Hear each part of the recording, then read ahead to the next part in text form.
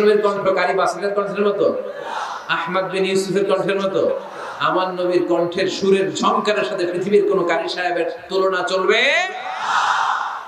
কত মধুর, কত সুন্দর, কত অসাধারণ তেলাওয়াত করতেন আমার বিশ্ব নবী। একবার তেলাওয়াত শুনলে পাগল না হয়ে কেউ থাকতে পারতেন না। বিশ্ব নবী ওমর ফারুককে দেখেন নাই? ওমর ফারুক লুকিয়ে লুকিয়ে বিশ্ব নবীরে ফলো করে। বিশ্ব নবী এশার সালাতে সূরা হাক্কা তেলাওয়াত করতে আরম্ভ করলেন। তেলাওয়াত করতে করতে করতে করতে বিশ্ব নবী সামনের দিকে যেতে লাগলেন।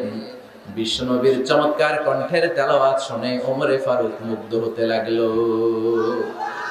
ওমর ফারুক অবাক, কিরে এত সুন্দর শব্দের গাঁথনি, এত সুন্দর বাক্য, এত সুন্দর অন্তমিল, এত সুন্দর কথা, এটা কবিতার মতো লাগে। মনে হয় মুহাম্মদ কবি হয়ে গেছে। কি হয়ে গেছে? সবাই বলে মনে হয় মুহাম্মদ কবি হয়ে গেছে, কাব্য প্রতিভা দিয়ে নিজেই কবিতা বানাইছে। ওমর ফারুক যখন মনে মনে ভাবলেন এগুলো মনে হয় মুহাম্মদ কবিতা পড়ে, মুহাম্মদ মনে হয় কবি হয়ে গিয়েছে। ইন দা মিন টাইম বিশ্বনবী তেলাওয়াত করছিলেন সূরা হাক্কা থেকে, ওয়ামা হুয়া বিকাউলি শাইরিন ক্বালিলাম মা তুমিনুন। এর অর্থ হলো এটা কোনো কবির বানানো কবিতা নয়, তোমরা অল্প সংখ্যক লোকই এই কোরআনের উপরে ঈমান আনো। সুবহানাল্লাহ। বিশ্বনবী ওমর ফারুককে দেখছে নাকি? কথা কয় না, দেখেছে না? বিশ্বনবীর উপর তেলাওয়াত করে যাচ্ছে। ওমর ফারুক যখন মনে করলেন কিরে এই কথাগুলো এত সুন্দর, এটা মনে হয় কবিতা।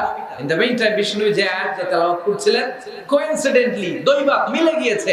ওই আয়াতের অর্থ ছিল এটা কোনো কবির বানানো কবিতা না, খুব অল্প সংখ্যকই তোমরা ঈমান আনো। এবার তো ওমর ফারুক আটকে উঠলেন, ঘটনা কি? আমি মনে মনে ভাবলাম মুহাম্মদ কবি, আর যেটা পড়তেছে এটা কবিতা, কিন্তু মুহাম্মদ আমার দেখেও নাই, কিন্তু বলতেছে এটা কবির বানানো কবিতা না। তাহলে মুহাম্মদ মনে হয় গণক হয়ে গেছে। কার মনে কি চলে না দেখেই বলতে পারে। নাউজুবিল্লাহ পড়বেন না?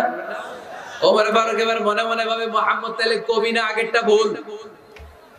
ভুল ধারণা আমি করেছি, মুহাম্মদ কবি নয়, মুহাম্মদ হলো গণক। আওয়াজ করে পড়েন না আউযুবিল্লাহ।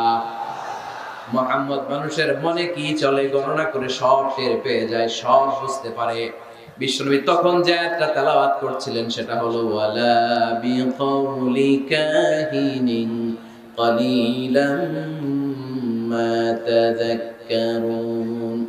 বিশ্বনবী তখন যে আয়াতটা তেলাওয়াত করছিলেন এই আয়াতের অর্থ হলো এটা কোনো গণকের বানানো কথা নয়, খুব অল্প সংখ্যক লোকই তোমরা উপদেশ গ্রহণ করো। বিশ্বনবী ওমর ফারুককে দেখে, কথা কয় না।